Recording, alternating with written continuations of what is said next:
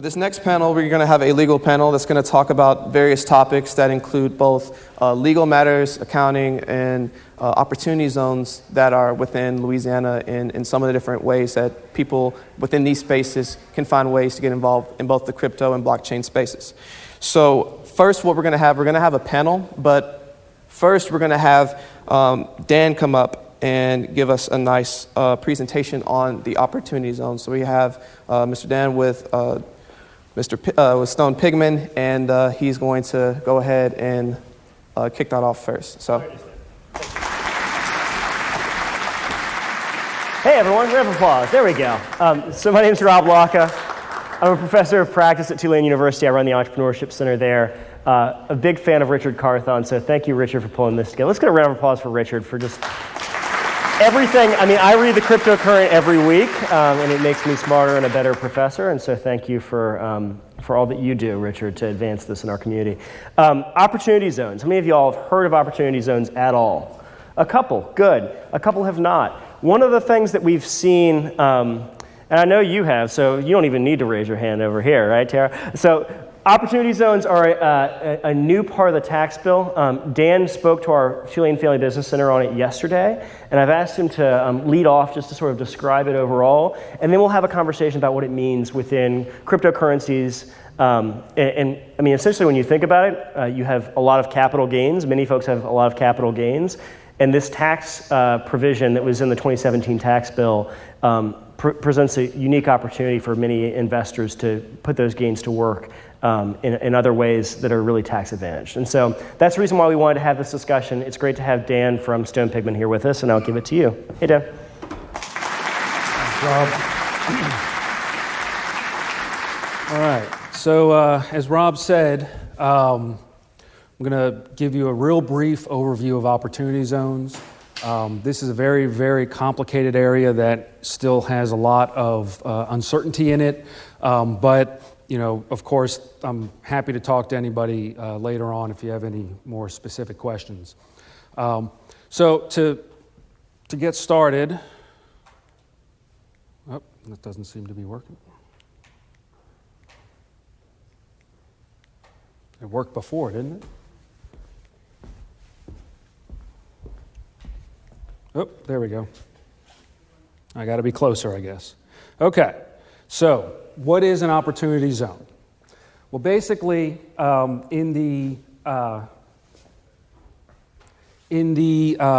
Rob said, in the Tax Act, they created this program, and what they did was they allowed the governors of all the states to designate certain low-income census tracts as what are called opportunity zones. The governors did that. All the zones are set, and the purpose of this is to allow for certain investments in these zones to get favorable tax treatment. Okay, so what happens is, in general, an investor sells a capital asset. It can be any kind of capital asset. It can be short-term or long-term capital gain. The key is it has to be capital gain. And the investor then uses that money, the amount of the gain, and invests it into what's called a qualified opportunity zone fund. Now, when the investor invests it into the fund then uses the money to make investments into opportunity zones. And I'll explain briefly what that means and how you do that. But the general idea is that you need an investor who has capital gain and wants to get a benefit from it, a tax benefit from investing that gain. So the benefits are threefold. First, you get to defer payment of the tax on that capital gain for up to 8 years. Second, you get to reduce the amount of the gain or the amount of the tax you pay on the gain. If you hold the investment in the fund for up to 5 years, you then reduce it by 10%. You reduce the tax by 10%. If you hold the investment for 7 years, you get to reduce the gain by 15%. So first, you can defer it. The second is you can reduce it.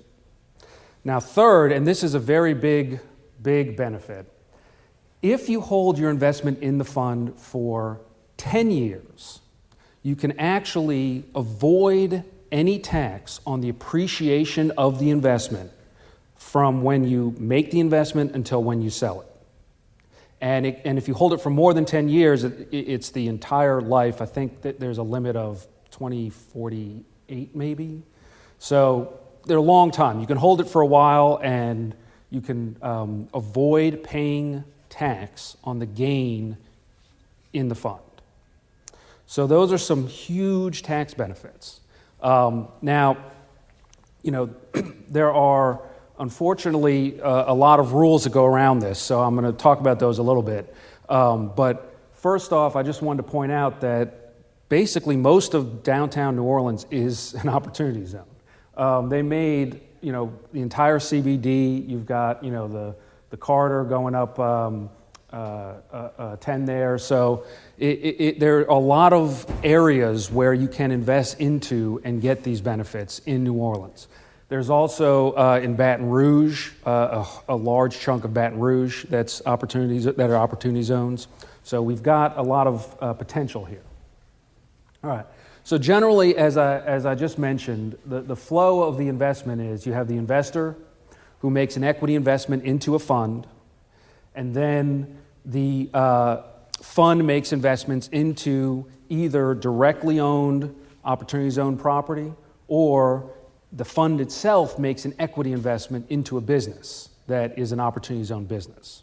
So for y'all, generally speaking, you can either get a benefit as an investor if you have capital gains that you want to invest, or if you have a business, you can possibly get a benefit from receiving investment if you can qualify as an opportunity zone business. So there are kind of two main ways you can use the program. And of course, the point is that those investments need to return money, right? The whole point of this is not just to save taxes, but also as a true investment. All right. So briefly, the important criteria in order to be a qualified opportunity fund is the fact that the third bullet point, 90% of the assets have to be in OZ property. So that's the key. And what that is, opportunity zone property is, the first kind is what we call OZ business property. This is property that's tangible property, and it's located in a zone, and it's acquired, and here's the important point, it's acquired by purchase after 2017. So in other words, this program is designed to spur new investment. So if you already own a building that's been sitting around for 5 years, it's not going to qualify. This has to be a new investment, a new purchase.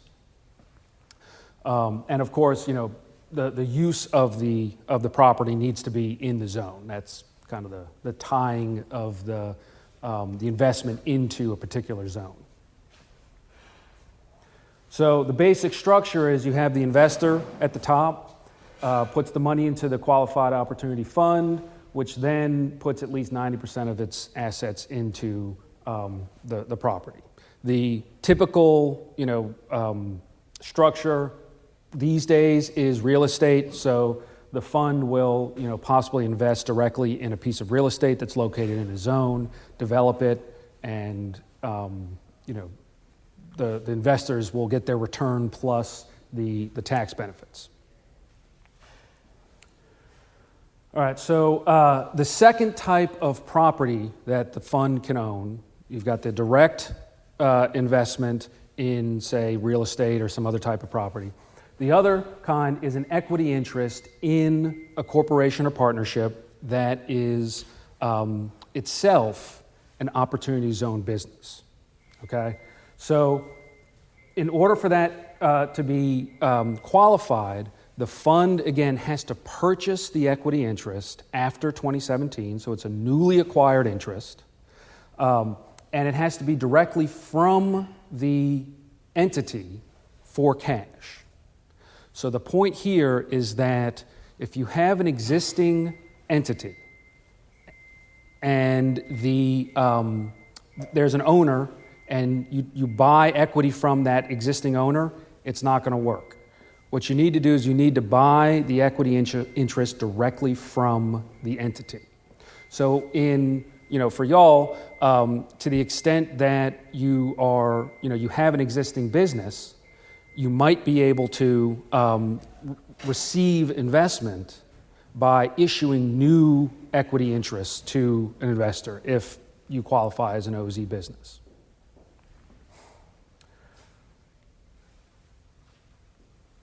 Okay, so we call this structure kind of, the first structure we kind of talk about as the direct investment. This is sometimes called the indirect investment model. So you have the fund, the investors go into the fund, and then the fund puts its money into the entity that is the OZ business, which then operates the business. So you have a second tier level, and instead of the fund itself conducting the business, it's conducted through this other entity. Now, one benefit of this, of course, is that if you have you can have founders that also own the OZ business. So, in other words, if you're looking to invest your money, you can create a fund and find a business that you want to invest in. The founders can own their piece, you can own your piece through your fund, and you get your tax benefits that way. And that is one thing I forgot to mention earlier. The nice thing about this program, one of the nice things, is that you can create your own fund simply by forming an entity and then making an election by filing a form with the IRS. And that's it. Now, of course, you have to satisfy all of the requirements to be a fund, but there is no, there's no bureaucracy you have to go through in order to create this fund. It's really, really simple. The one thing to know is that it has to be, taxed as a corporation or a partnership. So if you just create an LLC and it's just you and it's disregarded, that's not going to work. So generally, what we're seeing is, you're going to have probably multiple people coming in together to create a fund, or there are some more complicated structures you can do to make the fund a partnership. But you'll definitely want to, regardless of what you do, you have to talk to an accountant or a tax lawyer in order to do this, because it is very, very complicated, and it gets. There are a lot of pitfalls you can step into. All right, so what is an OZ business, right? So you've got the fund, it wants to invest in an OZ business. Basically, 70% of the assets of the business, the tangible assets, need to be in OZ property, okay? So in this case, since we're at the business level, it's going to be the OZ business property. And so if you remember, that's tangible property, whether it's real estate or equipment or any other kind of tangible property, that was purchased after 2017 and is used in the zone. So, in the crypto world, obviously there's there could be a real estate play, but there's probably going to be a lot of equipment and computers. So this is an area where you could, as a crypto business, you might be able to satisfy that part of the test. Now, here is a potential issue, though. 50% of the income from the business needs to be derived from the active conduct of a trade or business in the zone. So there's two main components of this that could be an issue. One is the active conduct piece. What that's getting at is if you are just, say, you own a patent right and you're collecting royalties passively, that's not going to satisfy the active conduct requirement.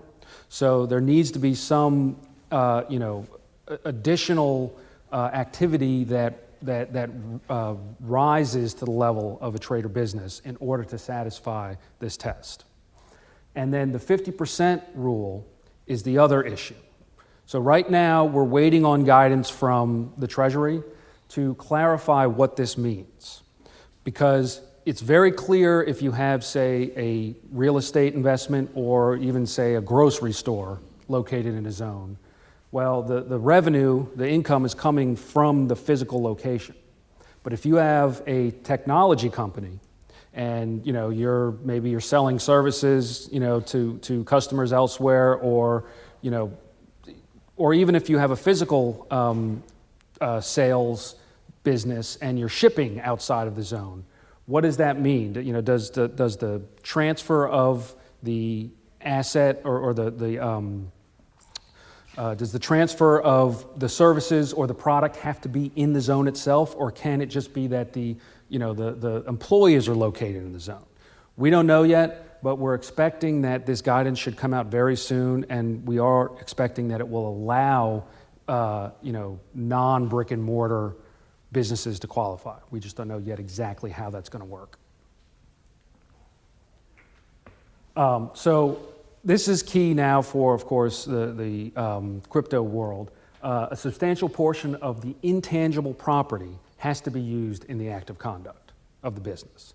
So again, this is like before I was saying, if you just own a patent passively, that's not going to count. So here, and we'll talk about this more in our discussion, but this will be important for this crypto world, since a lot of the asset will be intellectual property, potentially. And then this actually is another potential issue for especially cryptocurrency.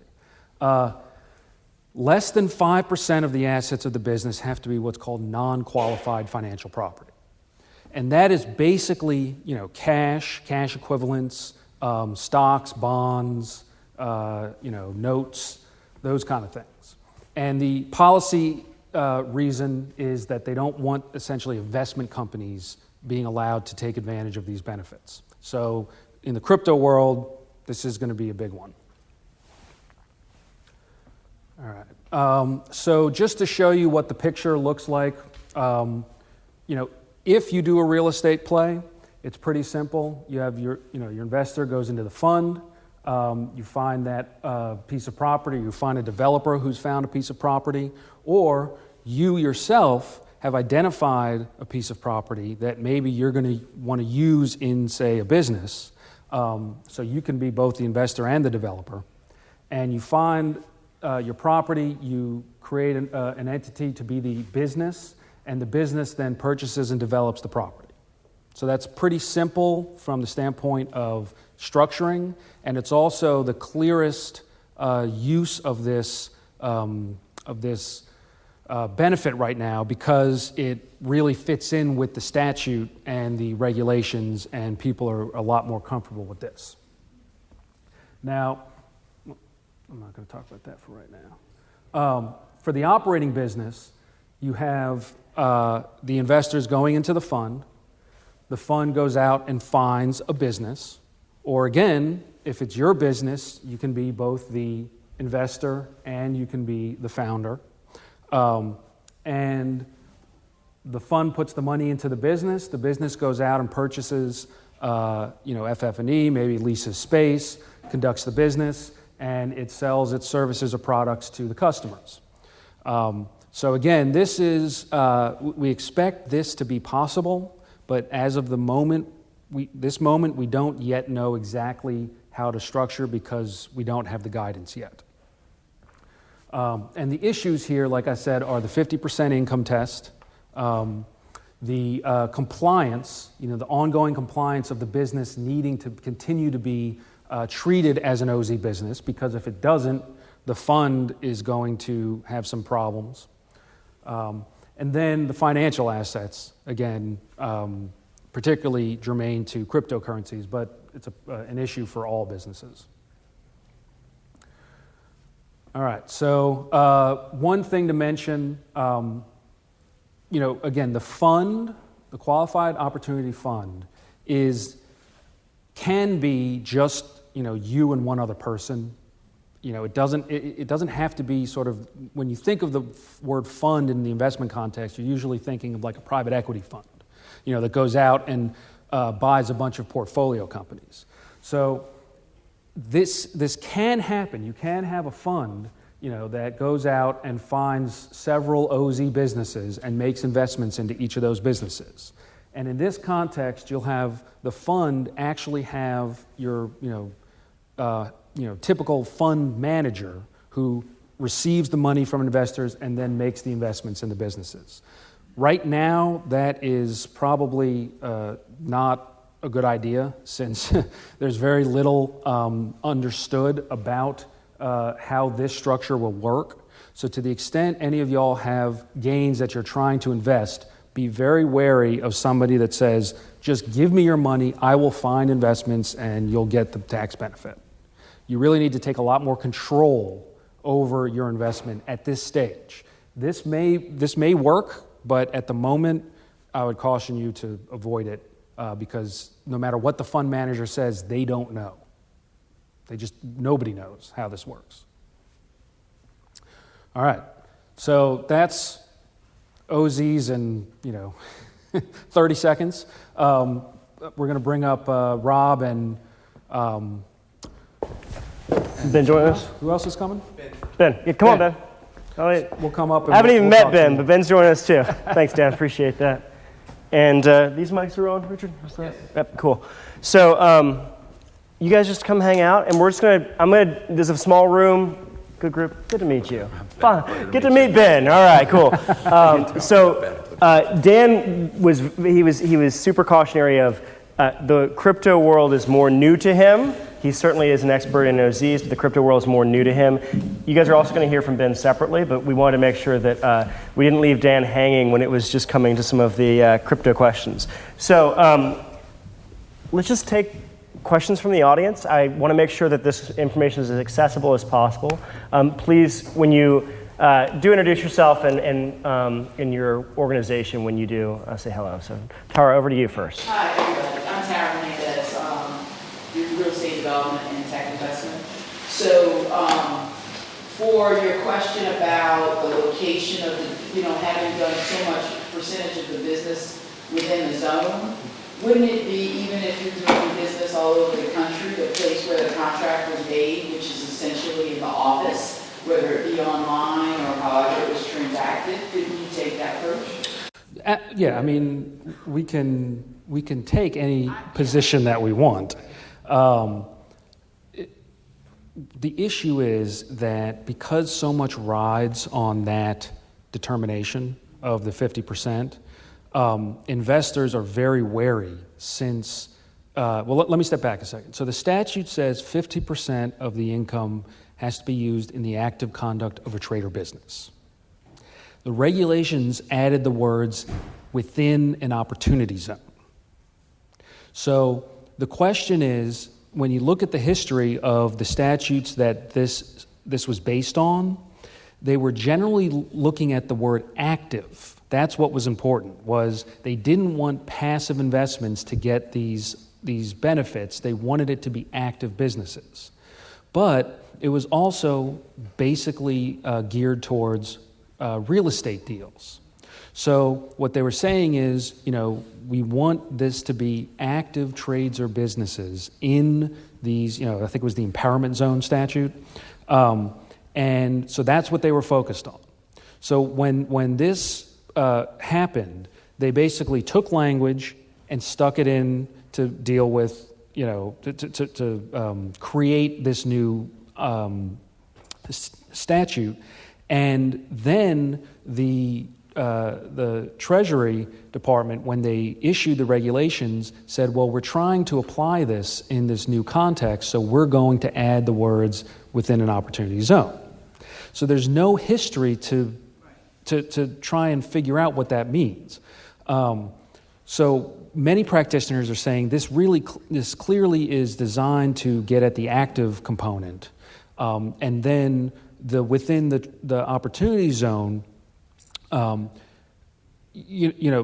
of the ways to skin that cat is to say, right, it's where is the contract entered into. But if everybody in the company is located in that office, right, you're probably, that's a decent argument. But what happens if you have salespeople that are going around the country, or you might have a satellite office, there's just too much uncertainty right now, so the investors are just too worried about the potential of it getting interpreted in a different way. Let me add just one piece on this, which is that the original guidance, so the law was passed as part of the tax bill in 2017. Then last fall, the first guidance came out mid-October, okay? The backstory behind that was that real estate's the easiest. You invest in something that's in a zone, you can't move it, its main business is there in that zone. The law, the sausage making was that the law kind of came from real estate. It was a real estate policy that they were from the new markets and the empowerment zones and all of that was pulled over in the actual way that the law was created. Treasury and the IRS were supposed to come up with that guidance. They took that to the White House. The White House pushed back, and this has been documented. The New York Times actually did a story that's really good on this, showing how the sausage was made, saying, no, this needs to be about operating businesses. But this particular provision, this 50% provision, is still in there as of today. And so there's a lot of questions around that, because we'll see what happens. Now, that we'll see what happens could be very soon, even in the next 10 days, basically. So 2 days ago, it was announced that this is being moved forward with the next round of guidance, and they have a 10-day window to then be able to release that, and so we expect that within 10 days. And so more to come, especially around that 50% gross income provision, but it is really key for people, not only for people who are looking to make investments if you have gains that you're looking to put in to benefit from this tax provision, but also if you're looking to build a business that would then benefit from this longer term. For instance, if you want to do a Bitcoin miner and base it in an opportunity zone, that's going to be a big key question for you, because you're not making your money in that zone. You might not be making that money in that zone right now, because the way that that is happening will be happening online, right? And so any business that's happening online would not make sense under the current reading of the law. So just the main thing I want for everyone in this room to know is that this is a very nice tax provision that you should pay attention to, and it's not completely clear right now. So be sure that you're speaking to your accountants and lawyers as we navigate through that, because we don't want anyone in this room to, as Dan said, go along with someone who says, oh, just give me your money and I'll make sure you get the tax benefit, because that's not guaranteed at this juncture. Yep. I'm Jared Loftus with Rasa. We're an artificial intelligence company here in New Orleans. I've got 3 really quick questions. I'm hoping you can just say yes or no. We got ample time, Jared, so you go ahead. So is it only capital gains that can go into the fund? Like, let's just say I have money that I want to put in the fund. Is there a test that it's actually capital gains? So, 2 things. One is there's no tracing. So if you trigger a capital gain, as long as you put dollars equal to the gain into a fund within 180 days, you're okay. So it's not like a 1031 in real estate where you're tracing the individual dollars. But it can also just be money that's parked on the side that I want to. Right. So you can put additional money into the fund, but what happens is it's bifurcated in the sense that the money that you put in that aren't capital gains do not get the tax benefits. Even after the 10 years? Or Correct. So the increase in, or the avoiding the tax on appreciation is only to the extent that the investment was made with capital gain. But the benefit of holding it for 10 years and any gains on that, will that kick in? No, that's what I'm saying. So in other words, if you put in 50% capital gains and 50% other money, then you would be considered a bifurcated interest. And 1/2 of your interest in the fund would be eligible to have the appreciation be non-taxed. But the 50% that was attributable to non-capital gain investment, that's not going to have that benefit. You're going to pay tax on that. And let me explain the logic behind that, Jared, which is that there is a ton of money that's out there in capital gains right now that is locked up. Okay, so the law, when the law was written, it was the Economic Innovation Group, which was one of the groups behind this, said there was $6.1 trillion. Now the stock market's even gone up from when they did that study last April, And so there's even more than $6.1 trillion that's locked up in investments that's not working for our economy right now, okay?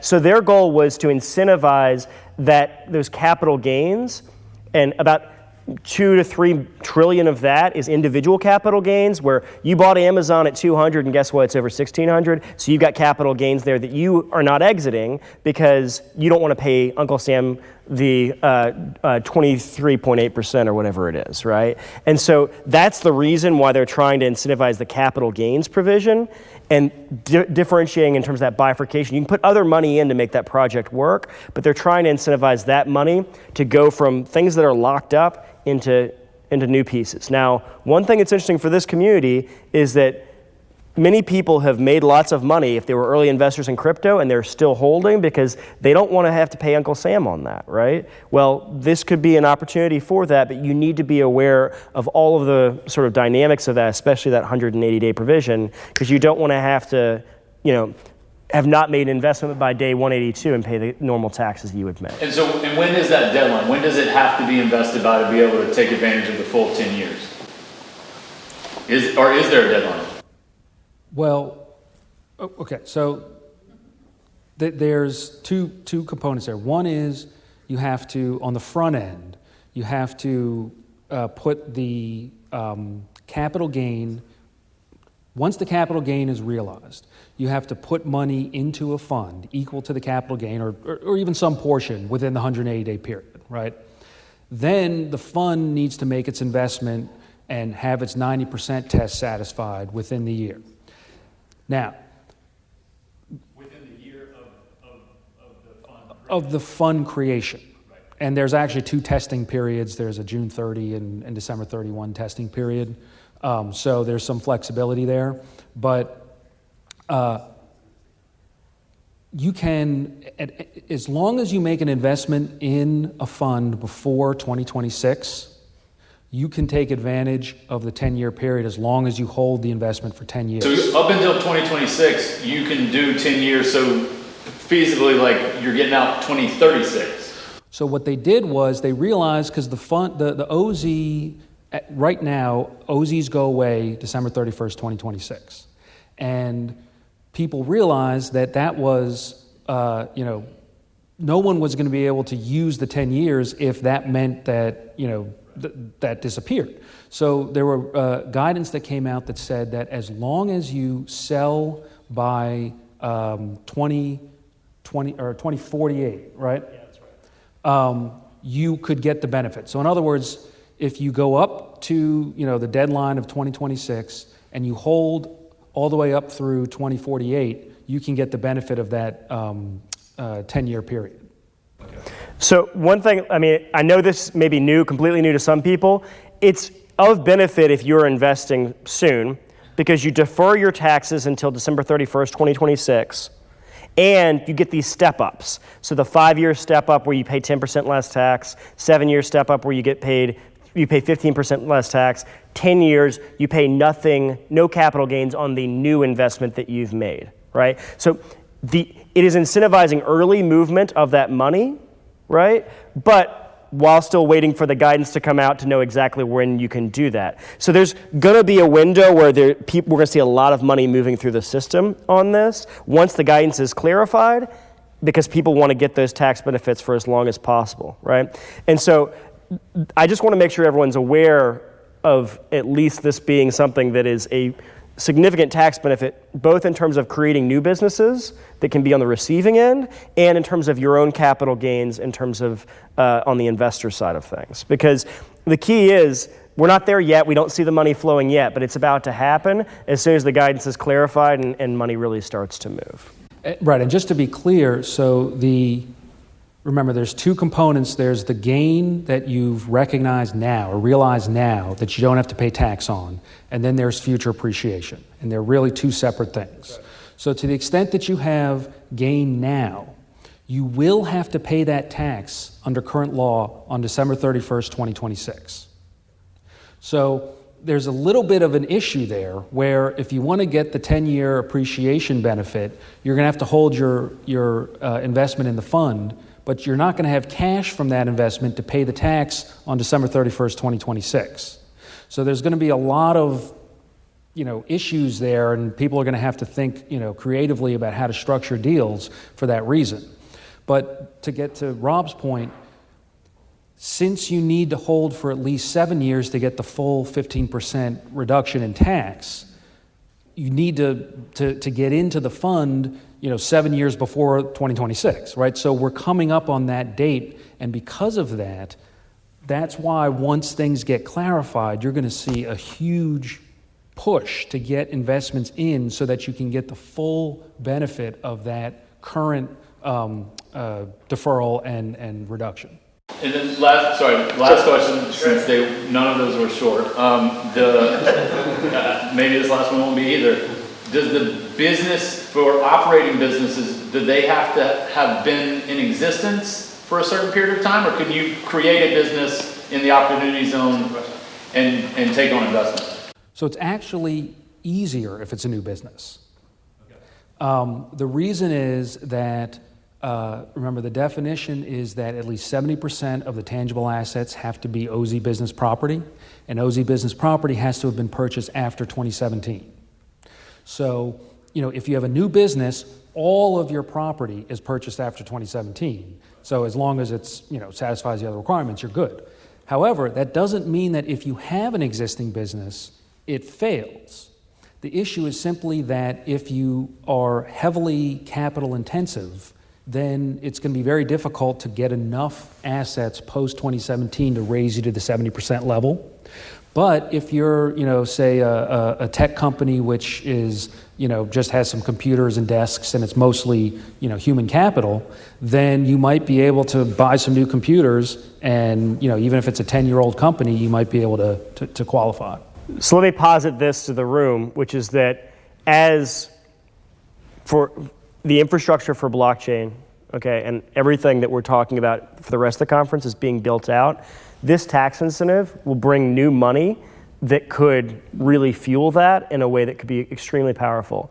But it takes real sophisticated and thoughtful interrogation of the ideas of what it takes to be successful in Opportunity Zone, in addition to all that you all care about and are passionate about in terms of understanding cryptocurrencies and blockchain. So if you can be as passionate, as interested in this as you are here, it puts you at an extreme, frontier advantage in both worlds that will be very useful, I think. And it's a place for me as a New Orleanian who cares about the future of our tech economy. I think it's a place we're really well positioned. And that goes back to what Dan was talking about, which is that all the CBD, all of the Bioinnovation District, all of the area around the airport, all of downtown Baton Rouge, all of this is an OZ, okay? And so we are really well positioned to be at the forefront of Opportunity Zone tax benefits and Opportunity Zone investments, not just locally. This is a national program. There'll be national money that could come here. If our local blockchain infrastructure is the very best to be able to build towards that, it could be really important for our city. And so I wanted to make sure that everyone understood this isn't just a conversation about tax that gets really complicated. It could be really important in terms of capital flowing to our region. Richard. Yeah, two questions. So one, I know you just said it's national in the money that's flowing in, but aren't opportunity zones not just here in New Orleans, they're spread out throughout the country? It's just a matter of finding where they are? Yeah, so there's a map. There are maps all over. You can search an address and it'll come up on the map. And the governors have declared all those zones. We ended up with a really good map, to put it honestly. Between us and, if you go to us to Baton Rouge, an hour and a half, in most cities, that's one city. For us, that's a region, or a super region. We have 87 of the statewide 150 zones in that super region. So we ended up with a really good map, is the easiest way to put that. And second prone question, this is more for Ben. So getting into the crypto, for a lot of people, all of us who have probably invested in cryptocurrency at some point, I know you've had some dealings with having to deal with the SEC and some different stuff on that. Can you kind of speak to that and your experience and what you've had to deal with? Sure. So a lot So a lot of what I've been up to is outside of tax compliance is more of legal with regards to ICOs and STOs. And for those of you that don't know what those are, that's an initial coin offering, a similar initial public offering without the equity option, and then a security token offering, which aims to be more compliant in the zones that they are operating. So to speak with my experience with the SEC, what I've seen happen, and for those of you that have been in the space, obviously 2017 were the year of the ICO, and it was just a phenomenal time for any of us in the space. Taxes weren't really set up yet nationwide, and people could invest in opportunities all over the world. Now, ICOs were heavily unregulated, still are for the most part in a lot of jurisdictions. I myself was involved in several ICO projects, and in doing so, in one particular project, you have to be very careful. A lot of this goes back to the jurisdictions that you're operating in. So although one of the companies I was working with was stationed outside of the United States, because they took US investors' money, even $1 from an accredited investor, they became subject to SEC investigation. So, as terrifying as it was to get a call from the SEC asking what it is I did for the company, and the whole team actually had to answer. These were, at that point in time, this was the SEC trying to understand what in the heck ICOs were doing. This was really not so much trying to clamp down on the scams and really get their heads around where can we fit in our jurisdictional oversight? And in the eyes of the SEC, they said, okay, well, we can make it very easy. We're going to make ICOs very difficult to be hosted in the United States, and we're going to push for what's called STOs, these security token offerings, because they're already compliant. There's obviously securities companies that offer standard offerings outside of the blockchain space. So that's more of what I've seen in the crypto world and the blockchain space. If anyone has questions about ICOs, STOs, and the legalities around forming your own entity here in the United States, or as Richard had said in my introduction, a lot of the work I've done has been overseas: Vietnam, Mauritius, Southeast Africa, Malta, Dubai. They're a lot more blockchain-friendly countries. So, and with that, tax benefits, the regulations are already in place. As a company, you have a lot less. You go to bed at night worried a heck of a lot less than you would be if you were positioned in the United States. That's unfortunate for those of us that want to take advantage of all of these great projects that are not allowing U.S. citizens. And it all goes back to legislation and pushing forward and having these opportunities here to show that we are capable of not just taking blockchain technology and adopting it, but empowering it and moving it forward, and basically creating the cities, Baton Rouge and New Orleans in this particular case, as use cases for why blockchain technology needs to be implemented on a larger and more governmental scale.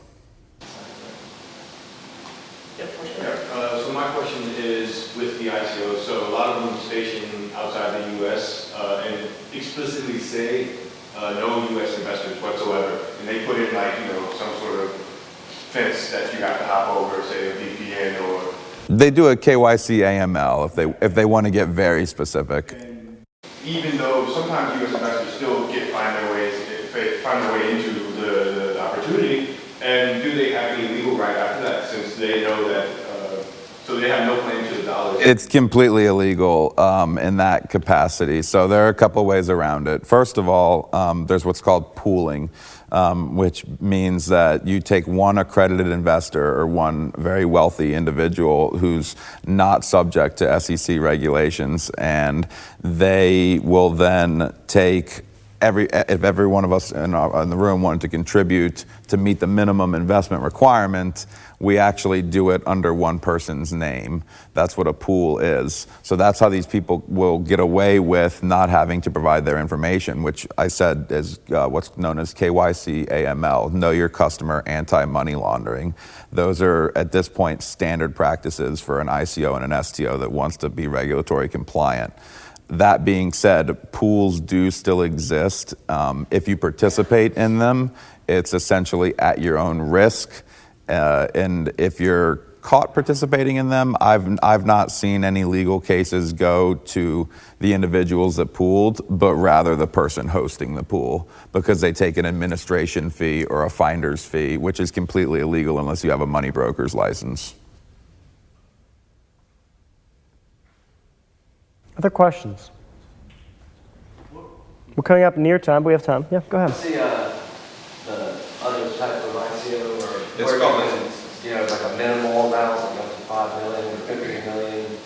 Well, so those are called soft and hard caps that ICOs set on their individual projects. So a minimum amount for the project to get going, they would. I mean, for the, I forget what it is, like an amount of people under the range of that 250,000, they can have like up to, I forget what it is, 500 Americans or something get in, as long as they don't raise more than $5 million or something like that. It's so murky, to be quite honest with you, that companies would rather just not collect a dollar from U.S. citizens. I've been part of projects that have done fundraising and gotten their Reg D from the SEC in order to raise funds legally in the United States through a Delaware corp. Then they take that money, and once the ICO is complete, which means that they've captured all the money during a fundraising period and they're now going to use that and put it towards project development, the company then moved from Maryland to the Cayman Islands along with the funds. That obviously issued huge red flags, and they're going to start asking questions. That's what's happening to a lot of companies who want to gather U.S. investors. They've gotten rid of that, where there is no minimum. If you're trying to stay under a certain amount, it doesn't matter. If you take a U.S. investor's dollar, the SEC at this point in time has oversight and outreach. Any other questions? Okay, well, we're right at time, so thank you both for your expertise. Appreciate it.